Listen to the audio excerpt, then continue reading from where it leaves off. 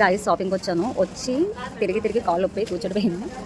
ఏంటంటే అమ్మాయిలకి ఏంటంటే ఒక డ్రెస్ టాప్ చున్నీ అన్నీ ఉండాలి. నెక్స్ట్ ఏంటంటే శారీ తీసుకుంటే దాని బ్లౌజ్ స్టిచ్చింగ్ చేయించుకోవాలి, ఇంకా మ్యాచింగ్స్ అన్నీ ఉండాలి. అబ్బాయిలకి ఎలా అంటే ఒక షర్టు ప్యాంటు ఉంటే చాలు, వాళ్ళకి హ్యాపీగా సెట్ అయిపోతుంది. అలాగే డ్రెస్ వేసుకొని కొంచెం వాచ్ పెట్టుకొని స్టైల్ కొట్టుకొని బైక్ మీద వెళ్ళిపోతే చాలు.